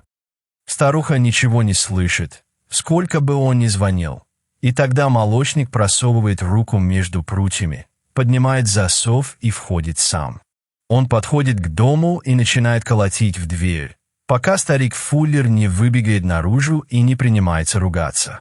Потом появляется служанка, и Фуллер переключается на нее, но она отвечает ему так, что даже уличный грузчик покраснел бы. Она его совершенно не боится и терпеть от хозяина ничего не намерена, сколько бы тот ни кричал и не размахивал руками. Констебль широко улыбнулся, вспоминая картину, которая, по его словам, не раз собирала любопытные взгляды прохожих. А когда Фуллер не ссорится с молочником или своей старухой, он спускается в конец сада и начинает спорить с садовником. Фуллер кричит через изгородь со своей стороны, а старик Тринат отвечает из питомника во все горло. Я сам не раз стоял здесь минут по 10 и едва не лопался от смеха, слушая, как эти седые старики осыпают друг друга бранью. Он перевел взгляд с дома на питомник и покачал головой, все еще воспринимая эту вражду как безобидное соседское представление. Их слышно, наверное, через половину прихода, потому что каждый старается придумать о соседе что-нибудь еще более оскорбительное. В конце концов, оба заказали одинаковые досточки с предупреждением о нарушителях и поставили их друг против друга через изгородь. Теперь эти вывески словно продолжают их ссору даже тогда, когда сами старики наконец замолкают. «Должно быть. Зрелище действительно забавное». Еще бы, сэр. На таком скучном участке подобная перепалка иногда становится единственным развлечением за весь день. Погодите-ка, что это там происходит? Готов поклясться, они снова начинают ссориться. Да, так и есть, они уже сцепились. Что ж, мой маршрут ведет в другую сторону, а вам, похоже, сейчас представится возможность услышать все собственными ушами. Со стороны питомника уже доносились сердитые голоса, и Хьюитт немедленно направился туда, откуда они звучали громче всего. Возле того места, где высокая изгородь поднималась над стеной, каждое слово спорщиков было слышно совершенно отчетливо. «Ты, старый бродяга, я привлеку тебя к суду за нарушение порядка и положу конец этому безобразию». «А ты старый вор и только мечтаешь вышвырнуть меня из собственного дома, чтобы прибрать землю к рукам. Подавай в суд, жадный негодяй. Мы посмотрим, кто из нас двоих после этого окажется в настоящей беде». Подобные любезности, перемежавшиеся сердитым рычанием, сопением и тяжелым дыханием, без остановки неслись из-за стенки. Одновременно там раздавались скрежет и шорох, словно оба старика пытались проломиться сквозь изгородь и добраться друг до друга лично. Хьюитт быстро обогнул стену, подошел к главному входу питомника и осторожно проверил сначала широкие ворота, а затем маленькую калитку. Оба входа оказались надежно заперты, и попасть внутрь через них было невозможно. Тогда, последовав примеру молочника у соседнего дома, Хьюитт просунул руку между планками калитки и отодвинул внутреннюю защелку. Пока ссора за изгородью разгоралась все сильнее, он бесшумно вошел в сад и прикрыл за собой калитку. Чтобы не выдать себя шагами, Хьюит двигался по узким травяным полосам между грядками, избегая сухой земли и рассыпанного гравия. Вскоре от кричавшего Тринатта его отделял лишь ряд густых кустарников. Хьюит пригнулся и заглянул сквозь просвет в ветвях, откуда открывался хороший вид на спину владельца питомника. И тут выяснилось, что скрежет и шорох возникали вовсе не потому, что разъяренные соседи пытались перелезть через изгородь. Несмотря на яростную ругань, Тринатт вполне дружелюбно передавал Фуллеру через слишком узкое отверстие какую-то громоздкую металлическую конструкцию. Фуллер с другой стороны помогал ему тянуть устройство, не переставая при этом награждать садовника такими же свирепыми оскорблениями. Механизм состоял из нескольких витков металлической трубы и напоминал змеевик, применяемый в некоторых отопительных установках. Через изгородь удалось протолкнуть лишь небольшую его часть, и старикам приходилось прилагать немалые усилия, чтобы продвинуть конструкцию дальше. На грядке у самого подножия изгороди лежал еще один предмет из ярко блестевшей меди. Однако растущие между Хьюитом и находкой растения почти полностью скрывали ее форму и не позволяли понять назначение. Хьюит быстро отвернулся и направился к теплицам, стараясь все время держать между собой и коттеджем высокие кусты. Он двигался осторожно и внимательно осматривал сад, словно уже знал, какую именно деталь надеется обнаружить среди грядок и хозяйственных построек. В разных местах стояли металлические водопроводные трубы с кранами наверху, удобно расположенные для полива растений и наполнения садовых леек. Именно эти трубы особенно заинтересовали Хьюита, и возле каждой он ненадолго останавливался, изучая основание и землю вокруг. Приближаясь к большому деревянному сараю у широких ворот, он заметил одну трубу, почти полностью скрытую густым кустарником. Хьюит раздвинул плотные ветви и обнаружил под ними небольшую каменную плиту, почерневшую от грязи и долгой сырости. Он осторожно приподнял ее и открыл квадратное отверстие шириной примерно 6 или 8 дюймов. Из переднего края этого отверстия и поднималась та самая водопроводная труба, которую снаружи можно было принять за обычное приспособление для полива. Тем временем ссора у изгороди продолжалась с прежним жаром, и ни Тринатт, ни его сосед не замечали действий Хьюита. Опустив руку в квадратное отверстие, он нащупал внутри два запорных крана и отходившую в сторону дополнительную трубу. Хьюит поочередно проверил оба крана, убедился в своей догадке и, наконец, увидел всю картину дела с предельной ясностью. Он вернул плиту на место, поднялся и направился к маленькой калитке, собираясь покинуть питомник так же незаметно, как вошел. Однако не успел он пройти и половины пути, как скрежет возле изгороди внезапно прекратился.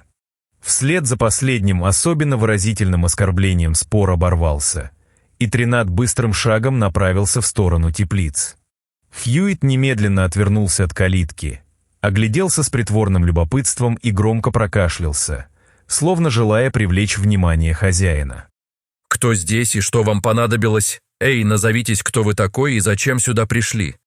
Старик стремительно выскочил из-за угла, глядя на незваного посетителя с явным раздражением и подозрением. «Простите, разве появление покупателя в садовом питомнике считается настолько необычным событием?» Готов был поклясться, что надежно запер эту калитку. Тринатт настороженно посмотрел на вход, затем снова перевел взгляд на Хьюита, будто пытался понять, каким образом тот оказался внутри. «Клясться было бы опрометчиво, ведь я открыл ее без малейшего труда. Но раз уж я здесь, продайте мне какой-нибудь цветок для петлицы». Старик все еще недовольно ворчал, но все же повел Хьюита к ближайшей теплице. И все-таки я совершенно точно помню, что закрывал эту проклятую калитку. «Возможно, вы просто забыли об этом, поскольку, судя по голосам, разговор с соседом оказался довольно возбужденным и мог отвлечь ваше внимание». Тринатт резко остановился и бросил на Хьюита быстрый, проницательный взгляд. Да, разговор был. Этот старый негодяй мечтает выжить меня отсюда, хотя я прожил здесь всю свою жизнь.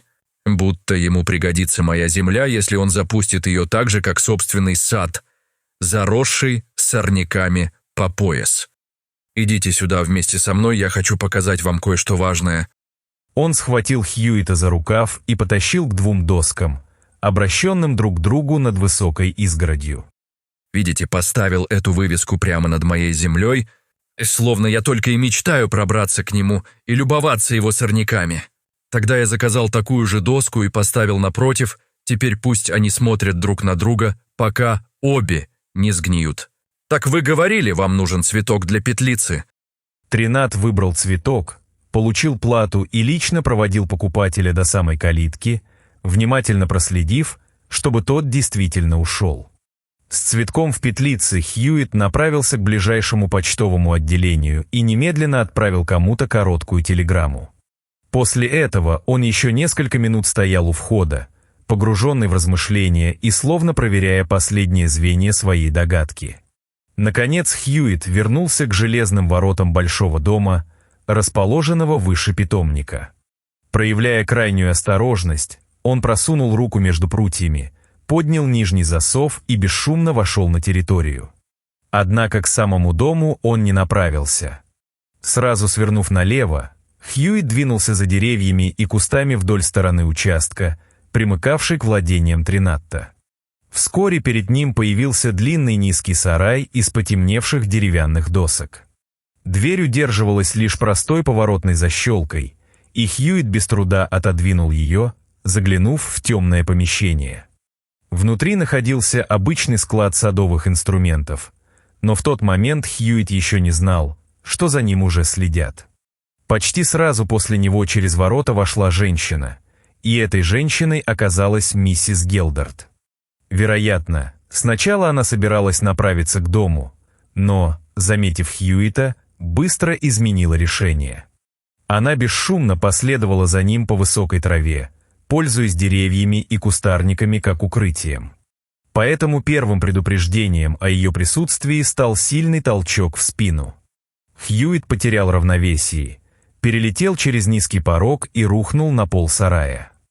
В ту же секунду дверь захлопнулась, а снаружи щелкнула поворотная защелка, оставив сыщика запертым среди садовых инструментов.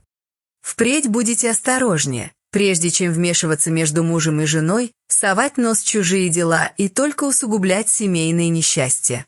Таких людей, как вы, следовало бы хорошенько проучить, чтобы они наконец поняли, к чему приводит их самоуверенное любопытство. За дверью послышались удаляющиеся шаги, а Хьюит лишь тихо рассмеялся, поняв, что миссис Гелдард неожиданно изменила свое отношение к расследованию. По всей видимости, теперь она решила, что сыщик не разыскивает ее сбежавшего мужа, а, напротив, помогает ему скрываться. Впрочем, заточение оказалось недолгим. Дверь сарая не представляла серьезного препятствия для человека, обладавшего хотя бы небольшой физической силой. Хьюит уперся в нее плечом и резко толкнул, после чего поворотная защелка сорвалась с крепления и отлетела наружу. Он вышел из сарая, отряхнул одежду и, продолжая негромко посмеиваться, направился обратно к главным воротам усадьбы. Издали уже доносился пронзительный голос миссис Гелдард, вступившей в ожесточенную перепалку с глухой старой служанкой мистера Фуллера. «Можете говорить сколько угодно, все равно я вас не слышу. Посторонним сюда входить запрещено, поэтому немедленно убирайтесь. Ну же, поворачивайтесь и выходите за ворота. Здесь вам никто ничего объяснять не станет, сколько бы вы ни кричали». Хьюит не стал вмешиваться в их разговор и спокойно покинул участок, предоставив двум разгневанным женщинам разбираться между собой. Сразу за воротами он неожиданно встретил меня. Мои собственные приключения оказались значительно проще тех, что выпали Хьюиту, хотя именно они помогли окончательно понять странное поведение Эммы Тринат. Я устроился на заднем сидении верхней площадки общественного экипажа, который увозил девушку от банка на юг Лондона. Оттуда я мог спокойно наблюдать за девушкой и точно увидеть, где она выйдет, не рискуя случайно встретиться с ней взглядом. Когда Эмма наконец покинула общественный экипаж, я последовал за ней и вскоре с немалым удивлением понял, куда именно она направляется. Ее целью оказался частный дом супругов Гелдард в Камберуэле, адрес которого я запомнил по карточке нашей недавней посетительницы. Эмма поднялась к двери, передала открывшей служанке письмо и осталась ждать ответа возле входа. Через некоторое время служанка вернулась с сообщением от хозяйки, после чего девушка была приглашена войти в дом. Вскоре служанка появилась снова, уже в шляпке, торопливо ушла и через несколько минут вернулась в одном экипаже, за которым следовал второй. Почти сразу из дома вышли миссис Гелдард и Эмма Тринат, причем хозяйка действовала быстро, решительно и явно уже знала, куда следует ехать. Она усадила Эмму в первый экипаж и дважды громко повторила адрес конторы Хьюита, сначала самой девушке, затем кучеру. Продолжать слежку за Эммой теперь не имело смысла, поскольку она направлялась прямо в контору Хьюита и могла оставить там любое срочное сообщение. Я знал, где Хьюита можно найти быстрее, чем в его конторе, и решил сообщить об этом миссис Гелдард. Я подошел к ней в тот момент, когда она собиралась сесть во второй экипаж, и начал объяснять положение. Передайте своему хозяину, чтобы он занимался собственными делами и больше не вмешивался в мою семью. Ни одного шиллинга он от меня не получит. Можете сразу сообщить ему об этом и не рассчитывать на вознаграждение. Ему должно быть стыдно разжигать вражду между мужем и женой только ради денег, а вам должно быть стыдно ему помогать. Я поклонился настолько учтиво, насколько позволяли обстоятельства, и благоразумно отступил, не пытаясь продолжать бесполезный разговор. Экипаж Эммы уже уехал, поэтому мне пришлось добраться до ближайшей стоянки и найти другой для себя. Ничего разумнее поездки в полицейский участок Краученда я придумать не мог, поскольку именно там Хьюит обещал проверить мои сообщения. Вскоре после того, как мой экипаж выехал к северу от Сити, я заметил впереди другую коляску. Мне показалось, что ее кучер уже попадался мне на глаза, и некоторое время я внимательно следил за маршрутом. Очень скоро сомнений не осталось. Впереди ехал тот самый экипаж, в который у дома села миссис Гелдард. Постепенно до меня дошло, что мы оба, вероятно, направляемся в одно и то же место. Когда стало окончательно ясно, что миссис Гелдард едет в Краученд, я велел кучеру забыть о полицейском участке и следовать за ней. Так я прибыл к дому мистера Фуллера почти сразу за нашей разгневанной клиенткой и остался ожидать возле ворот. Именно там я встретил Хьюита, который вышел из усадьбы с довольной улыбкой, словно только что пережитое приключение искренне его забавляло. Брэд, можете как раз выразить мне соболезнования по поводу моей неудачи. Миссис Гелдард изменила свое мнение и теперь считает меня опасным негодяем, намеренно разрушающим ее отношения с мужем. Боюсь, после такого поворота событий рассчитывать на обещанный гонорар уже не приходится. Совершенно верно. Она лично сообщила мне, что вы не получите от нее ни единого шиллинга. Мы быстро обменялись новостями, и, услышав мой рассказ о поездке Эммы в Камберуэл, Хьюит от души рассмеялся. Теперь утреннее появление Эммы Тринат в конторе Гилдарда объясняется совершенно просто и не имеет отношения к любовному бегству. Сначала она отправилась в Камберуэл с посланием от Гилдарда, в котором он объяснял свое отсутствие и просил жену не поднимать шума. Но миссис Гелдард уже уехала в город, и служанка сообщила Эмме, что хозяйка, вероятно, направилась в контору мужа. Тогда девушка поспешила туда, и именно в тот момент мы впервые увидели ее возле запертой двери. Не найдя в конторе ни Гилдарда, ни его жены, она немного поколебалась, после чего вернулась в Камберуэл. Со второй попытки послание было передано, и миссис Гелдард, судя по всему, полностью удовлетворилась объяснением супруга. Хьюит улыбнулся, явно находя иронию в том, как быстро исчезли подозрения женщины, еще недавно требовавшей немедленного разоблачения мужа. Однако сомневаюсь, что это же объяснение удовлетворит служащих управления государственных сборов. Управление сборов. Но какое отношение налоговые чиновники могут иметь к исчезновению мистера Гилдарда? Самое непосредственное. Перед нами крупное дело о незаконном производстве спирта, и, полагаю, предприятие работало уже довольно давно. Я отправил телеграмму в Сомерсет-хаус, поэтому их сотрудники, вероятно, уже едут сюда. Но миссис Гелдард находится в усадьбе, и нам лучше немедленно зайти в полицейский участок и попросить прислать нескольких констеблей. Вся система устроена чрезвычайно умно, и по своим масштабам это предприятие гораздо серьезнее, чем кажется на первый взгляд. Веселое выражение исчезло с лица Хьюита. Он быстро оглянулся на усадьбу и заговорил уже с полной серьезностью. Насколько я понимаю, Гелдард и его сообщники долгое время производили сотни галлонов спирта, не заплатив государству ни пенса акциза. Гелдард – инженер и главный организатор предприятия. Полагаю, именно он спроектировал и установил перегонное оборудование в доме на холме.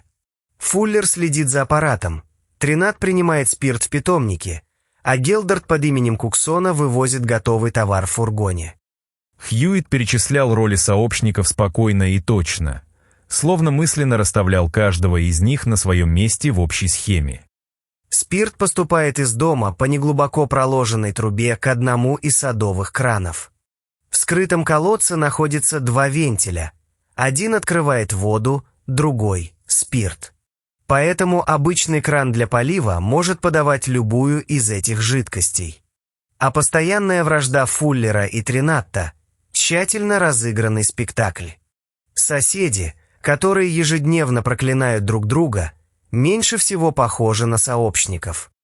Он слегка улыбнулся, вспоминая двух стариков у изгороди, но взгляд его оставался внимательным и холодным.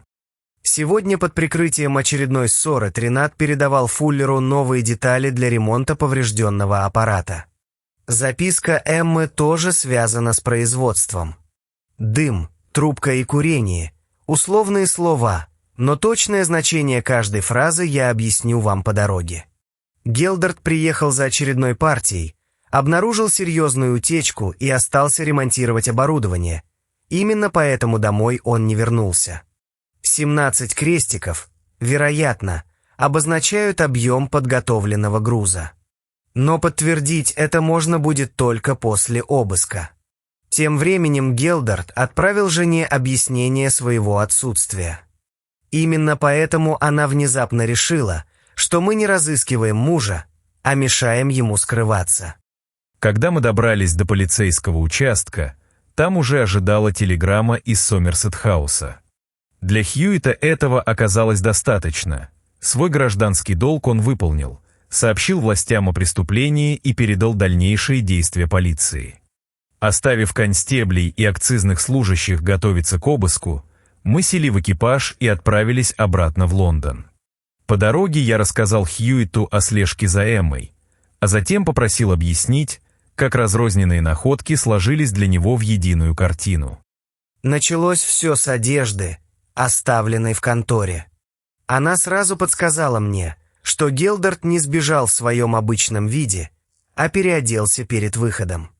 Оставалось понять, кем именно он становился после переодевания, и здесь каждая мелочь в конторе давала нам часть ответа. Хьюит устроился поудобнее в экипаже и начал загибать пальцы, восстанавливая цепочку улик в том порядке, в каком они открывались ему. Сначала меня заинтересовали глиняные трубки.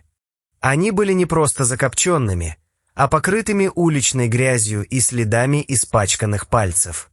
Если бы Гелдард курил их только в чистом кабинете, они никогда не выглядели бы настолько неряшливо. Значит, он брал их с собой, когда переодевался рабочим или возчиком. Грязная трубка помогала сделать новый облик естественным и убедительным. Он на мгновение поднял руку к лицу, словно представляя Гилдарда с трубкой между зубами и в грубой рабочей одежде. Кроме костюма и шляпы, Гелдард оставил свои хорошие ботинки. Для обычного прохожего они не были примечательны, но с одеждой рабочего совершенно не сочетались. Поэтому он наверняка переобувался в грубые сапоги или старые башмаки, которые соответствовали облику возчика. По той же причине он оставил в камине недокуренные сигары. Хорошая сигара сразу выдала бы состоятельного человека под дешевой одеждой возчика. Содержимое карманов подтверждало ту же мысль. Гелдард забрал только то, без чего действительно не мог обойтись вне конторы. С собой он взял дешевые часы, ключи, бумажник и инженерный нож. Полезные вещи, которые не вызвали бы подозрений у простого рабочего. Зато дорогую визитницу, кошелек для суверенов и другие принадлежности состоятельного господина он оставил вместе с костюмом.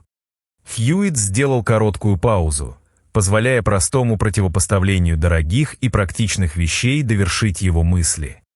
Затем появились квитанции за конюшню, лошадь и уход за ней, но все они были выписаны на имя мистера Куксона, которого миссис Гелдард никогда не знала. Это имя почти наверняка было вымышленным. Под ним Гелдард содержал лошадь и фургон, не связывая их со своей настоящей фамилией. Так стало понятно, что его маска не просто рабочий, а возчик, регулярно перевозивший какой-то тайный груз. Он посмотрел на меня, убеждаясь, что я проследил за ходом рассуждения, и лишь затем перешел к находке в Драгон-Ярде. В Драгон-Ярде я обнаружил, что арендованное помещение использовалось не как конюшня, а как закрытый сарай для фургона и груза. Там лежали одинаковые рулоны линолеума. Материал был старым, потрескавшимся и так долго оставался свернутым, что уже не хотел распрямляться. Следовательно, линолеум никто не собирался продавать или использовать для пола. Он служил постоянной оболочкой для скрытого груза. Все рулоны имели одинаковую длину и одинаковую полость внутри. Значит, туда помещали предметы строго определенного размера. Хьюитт развел ладони на одинаковое расстоянии, наглядно показывая форму и размеры полых цилиндров. Краденые вещи для этого подходят плохо. Они бывают разной формы и редко укладываются в одинаковые узкие цилиндры. Оставалась контрабанда. Им выгоднее всего таким способом перевозить табак или крепкий спирт. Но табак разумнее было бы прятать в рулонах разного размера, чтобы груз выглядел естественнее. Он слегка покачал головой, словно окончательно отбрасывая одно из двух возможных объяснений. Для спирта одинаковые сосуды, напротив, очень удобны, каждый вмещает один и тот же объем, поэтому товар легко считать, грузить и продавать.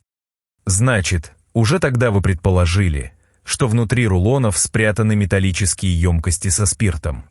Я счел это наиболее вероятным объяснением, но окончательное доказательство могли дать только вскрытие рулонов и обыск фургона. После Драгон-Ярда я отправился в Краученд. Инженерный опыт Гилдарда и скрытный образ жизни Фуллера уже указывали на подпольное производство спирта. Но оставался главный вопрос: какую роль в этой схеме играл питомник, расположенный ниже дома? Ответ оказался прост. В питомнике никого не удивляют трубы для полива, поэтому среди них легко спрятать еще одну линию. По такой трубе можно было незаметно подавать готовый спирт из дома Фуллера прямо к воротам, где его принимал Тринад. Проводя пальцем по краю сиденья, Хьюитт словно вновь чертил невидимую линию от дома на холме к нижней части питомника. Я осмотрел садовые краны и возле въезда нашел один, за которым скрывался небольшой колодец с двумя вентилями. Первый вентиль открывал обычную воду. Второй соединял тот же кран с подземной трубой, по которой поступал спирт. Таким образом, из одного и того же садового крана можно было получить либо воду для растений, либо нелегально произведенный виски. Он поднял указательный палец, подчеркивая простоту устройства, которое так долго оставалось незаметным для посторонних. И этого было достаточно, чтобы окончательно подтвердить вашу догадку. Да, после проверки вентилей стало ясно, что перед нами не семейная тайна, а крупная подпольная винокурня. Обнаружив серьезное преступление, я не мог просто пройти мимо. К тому же полиция и другие службы знают, что моим сообщениям можно доверять. При первой возможности я отправил телеграмму в Сомерсет-хаус и сообщил акцизной службе о найденной незаконной винокурне. Но затем возникла другая проблема. Меня наняла миссис Гелдард, а теперь сведения, полученные благодаря ее поручению, могли отправить ее мужа в тюрьму. Хьюитт нахмурился и отвел взгляд к окну экипажа. Впервые в его объяснении появилась не загадка, а личное сомнение. Поэтому я решил предоставить Гилдарду, и только ему одному, небольшой шанс избежать ареста. Если бы мне удалось встретить его наедине, не предупредив сообщников, я дал бы ему понять, что власти уже близко. После этого он мог бы сам решить, остаться ли на месте и принять последствия или попытаться распорядиться оставшимся временем иначе. Он пожал плечами, показывая, что дальше ответственность лежала бы уже на самом Гилдарде. Я вернулся на участок и начал обходить строение, одновременно разыскивая Гилдарда и продолжая осмотр территории. Но едва я заглянул в первый же сарай, как миссис Гелдард налетела сзади, желая остановить меня и спасти мужа от разоблачения. Закрыв меня в сарае, она совершенно ясно показала, что больше не желает пользоваться моими услугами. После этого никаких обязательств перед ней у меня не осталось. На лице Хьюитта снова появилась легкая улыбка. Необычный способ увольнения явно забавлял его больше, чем возмущал. Теперь все зависит от расторопности полиции и от того, насколько Гилдарду повезет. Полиция оказалась достаточно расторопной и все-таки задержала мистера Гилдарда вместе с остальными участниками предприятия. На следующий день газеты поместили на заметном месте подробные сообщения о раскрытии одной из крупнейших подпольных винокурен последних лет. Среди арестованных значились Джеймс Фуллер, Генри Мэтью Тринат, глухая служанка Сара Блаттен, Сэмюэл Гелдард и его жена Ребекка Гелдард. Ребекку Гелдард и Сару Блаттен обнаружили прямо на территории усадьбы, где они продолжали яростно ссориться в момент прибытия полиции и акцизных служащих. Это произошло всего через несколько минут после того, как мы с Хьюиттом покинули полицейский участок и отправились обратно в город. Для управления государственных сборов захват оказался крупнейшим со времен знаменитого расследования о судовом котле, набитом контрабандным табаком. Тот котел перевозили на повозки и около 12 раз отправляли на континент и обратно якобы для очередного ремонта. Гилдарда нашли в доме переодетым рабочим, когда он проводил серьезную переделку и ремонт поврежденного перегонного оборудования. В сарае, принадлежавшем питомнику, обнаружили легкий фургон, полностью подготовленный к выезду и уже загруженный 17 рулонами линолеума. Внутри каждого рулона находился металлический цилиндр, содержавший 2 галлона спирта, а края были закрыты короткими свертками линолеума. Всего в фургоне находилось 34 галлона незаконно произведенного спирта, тщательно замаскированного под обычный строительный материал. Теперь значение крестиков стало окончательно ясно. Каждому знаку в записке Эммы соответствовал один подготовленный рулон в фургоне. Сведения, полученные при задержании Гилдарда, привели полицию и акцизных служащих к нескольким неприметным лондонским трактирам. В тайниках обнаружили значительные запасы крепкого спирта, однако владельцы заведений не смогли предъявить ни разрешений, ни документов о законной покупке. Эти находки окончательно показали масштаб связи Гилдарда и объяснили, куда отправлялись партии, которые он вывозил из Краученда. Оставалось лишь удивляться, почему никто раньше не заинтересовался трактирами, где линолеум покупали гораздо чаще, чем ремонтировали полы.